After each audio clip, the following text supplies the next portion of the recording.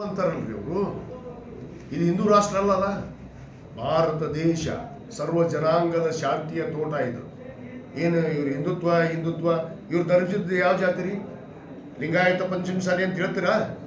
ಮತ್ತು ಲಿಂಗಾಯತಕ್ಕೊಂದು ಧರ್ಮ ಇಲ್ಲ, ಇದು ಗುರುಗಳಿಲ್ಲ ಇದ್ದಾಗ ಇವ್ರು ಯಾಕಂದ್ರೆ ಹಿಂದುತ್ವ ಅಂತ ಪ್ರತಿಪಾದ ಮಾಡ್ತಾರೆ? ಎಲ್ಲಿದೆ ಹಿಂದುತ್ವ? ಏನು ಒಂದೇ ಜನಾಂಗ ಇದೆಯಾ ಈ ದೇಶದಲ್ಲಿ? ಯಾವ ದೇಶದಲ್ಲಿ ಜನಿಸಿದ್ದೀನಿ ಅನ್ನೋದು ಅರಿವಿಲ್ಲ ಅವರಿಗೆ. ಸುಮ್ಮನೆ ಒಂದು ಧರ್ಮದ ಆಧಾರಿತವಾಗಿ ಮಾತಾಡೋದು, ಅಲ್ಲಿ ಆ ಮಾತಾಡ್ತಿದ್ರೆ ಅಲ್ಪಸಂಖ್ಯಾತರನ್ನ ಮುಸ್ಲಿಮರನ್ನ ಟಾರ್ಗೆಟ್ ಮಾಡಿ ಮಾತಾಡೋದು. ಅದ್ರ ಮೇಲೆ ಗೆದ್ದಾನೆ ಈ ಪುಣ್ಯಾತ್ಮ. ಈ ಸಾರಿ ಇವ್ನು ತಾಕತ್ತಿದ್ರೆ ಈಗ ಹೆಂಗಾರು ಉಚ್ಚಾಟನೆ ಮಾಡಿದಾರಲ್ಲ, ಇವ್ನು ಇಂಡಿಪೆಂಡೆಂಟ್ ನಿಂದಿರಲಿ ಎಲೆಕ್ಷನ್ಗೆ ರಾಜೀನಾಮೆ ಕೊಟ್ಟು ನಾಳೆ ಇವ್ನು ತಾಕತ್ತು ತೋರಿಸ್ತೀವಿ ನಾವು ಬಂದು. ನಾನೇ ನಿಂದಿರ್ತೀನಿ ಬೇಕಾದ್ರೆ ತಾಕತ್ತಿದ್ರೆ ಇವ್ನು ವಿರುದ್ಧ.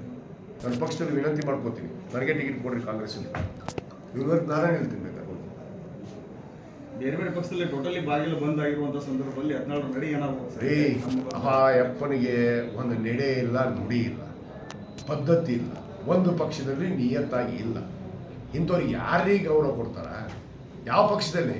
ಒಂದು ಸಾರಿ ಟಿಪ್ಪು ಸುಲ್ತಾನ್ ವೇಷ ಹಾಕ್ತಾನ, ಒಂದು ಸಾರಿ ಹಿಂದೂ ಅಂತ ಹೇಳ್ತಾನ, ಒಂದು ಸಾರಿ ಆ ಧರ್ಮ ಅಂತ ಹೇಳ್ತಾನ.